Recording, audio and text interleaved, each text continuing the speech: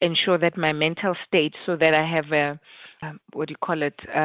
longer road path in any day, right? So it kind of gave me that. So it was important for me to do that.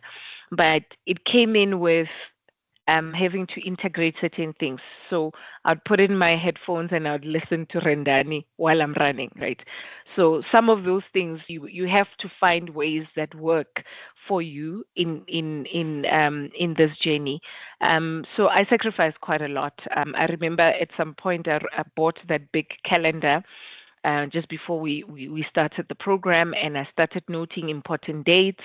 I'd put them there, and I knew that, okay, for my children's birthday, my birthday, and probably those times for me become a visualization that on those days I might not be studying. So it therefore meant that it's already starting to make me, and you're right? Somebody posted a chat. Yeah, there's certain ones I would listen at 1.75. But yeah, so I had to even do things like that. Don't take them for granted, right? I would write on my calendar. I knew that there are events that I'm not going to attend, and I would tell my family that, look, I know that I'm probably in that age where it's expected that when so and so dies, you must be there. But I would tell them that there's certain ones that I want, particularly if I knew that I had a program of something I needed to go through, and if I haven't gone through it, there was no way that I was going to give the airtime to some of these.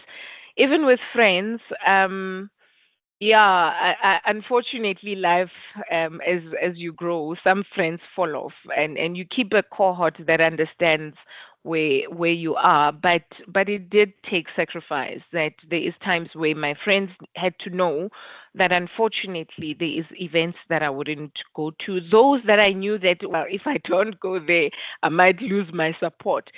Then it therefore meant that I needed to be agile and move my program such that I study during the week so that I don't feel bad when I'm there on a Saturday. But like I say, it really, really requires you to have planning, to think about some of these things that you want to integrate into your social life. I know Fedi always say you're not going to have a social life. I think in essence, you're not really going to have a social life, because you literally have to prioritize your studies. Otherwise, at the end of the day, these exams are technical exams, right? You have to beef up your technical thingy, and there's no better time than you guys starting right now. So let me just quickly share some few notes that I had to just take you through some of my success strategies, right? Like I said, that there's no better time for you guys to have this head start. Please don't think that it is a waste to have 1.5 years, or you are hasty to want to attempt it this coming December. I tried that. Like I said, I tried to do that, and it just didn't work for me. I didn't go through towards even writing the exams themselves, because the work was so overwhelming. But the spread that you have over the 1.5 years is teaching different skills that at the end of December 2025, when you now start putting all of them together, they actually make sense why you had to go through each of the phases. So it gives you that solid foundation. Like I said, that this period you're probably going to now start learning technically, you know, but that technical aspect starts teaching you that as I look at a standard, I now know that the scope of this standard is this. Those exceptions are this, that are not covered by this state standard. You start knowing initial measurement, subsequent measurement, and you know.